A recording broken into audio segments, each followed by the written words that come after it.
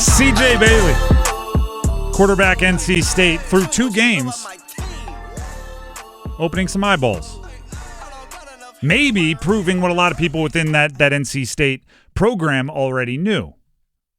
Because if you remember, there was some defiance from those within the NC State program when C.J. Bailey was left in the bottom section of ACC quarterback rankings this offseason, or when he was not mentioned amongst the top quarterbacks in the country. There was some pushback.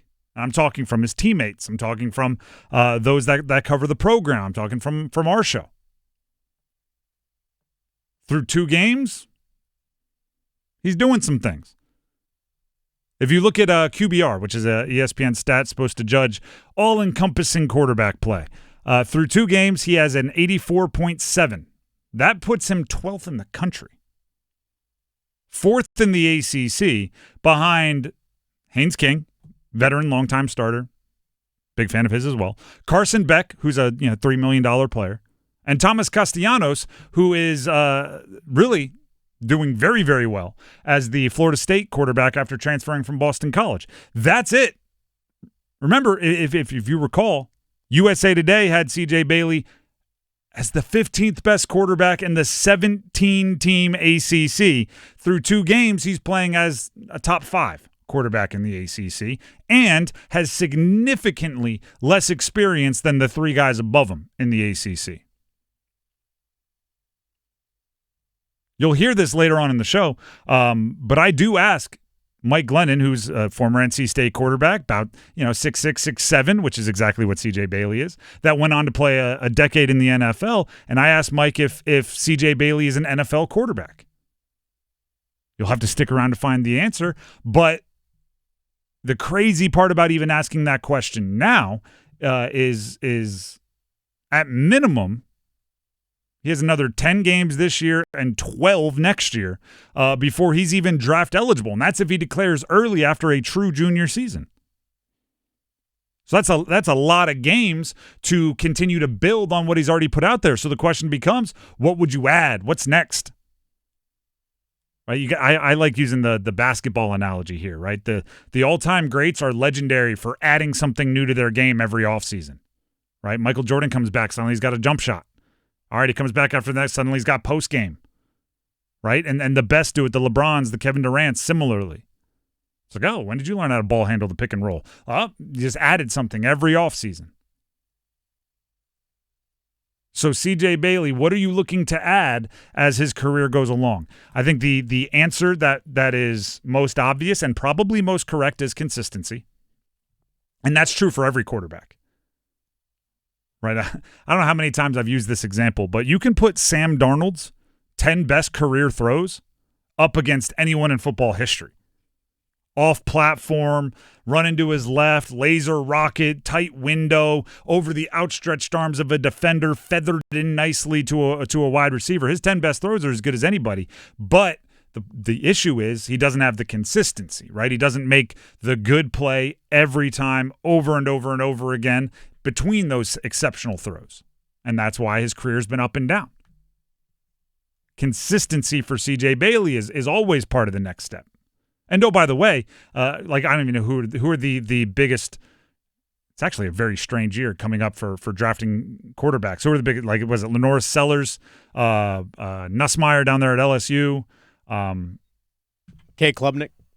After game 1 and preseason, yeah. But it's a consistency thing that even those top prospects need to throw.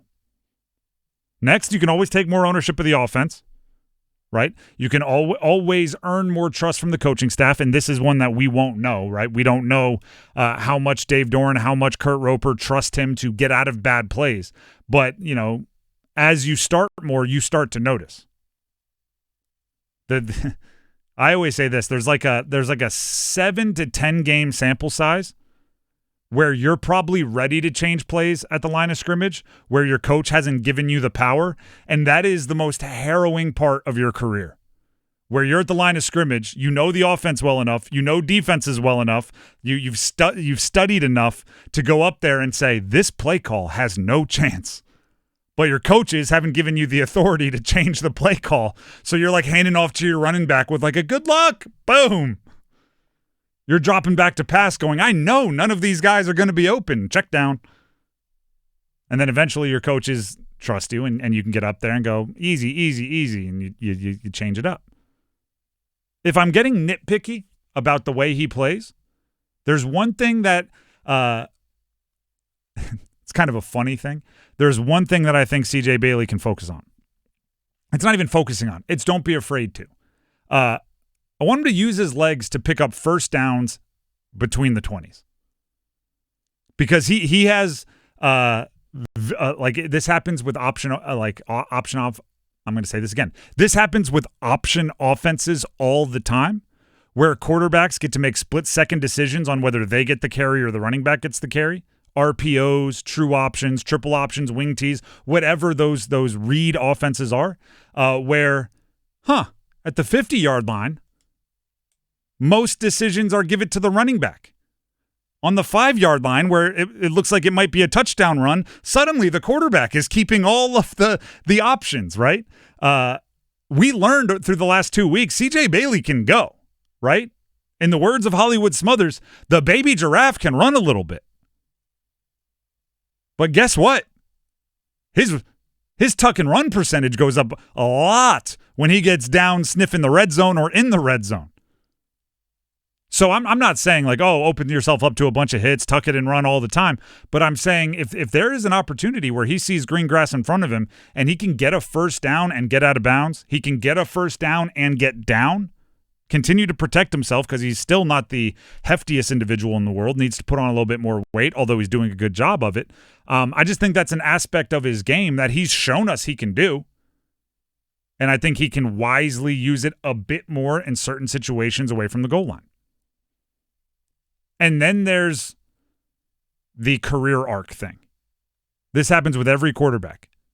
Every quarterback at every level, even high school, if you have really tuned in defensive coordinators that you're playing against, which is you announce your presence specifically as a passer, right? And you've heard things like Jake Dickert of Wake Forest, the head coach, saying, praising CJ Bailey for his ability to run the offense, and he says he's quarterbacking now and he's driving the offense, and he was very complimentary. You announce yourself first, and then you become top of the scouting report,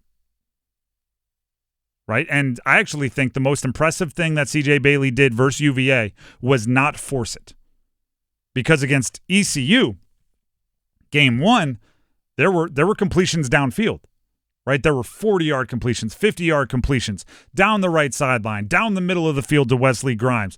Teddy Hoffman was making plays. Like, there were downfield opportunities. And that is like a natural high that you can't even explain. Do you know what's one of the more fun jogs in sports? I imagine, and I never really did it, stopped playing baseball before high school, I imagine a home run trot is so much fun. Big game, mashed a tater, hit that little jog. That's so much fun. Another one is after you throw a deep ball and it is complete and you get to hit that little 40, 50-yard quarterback jog like you're crossing the street, just all shoulders, not really actually moving that fast as you're looking to the sideline for the play call.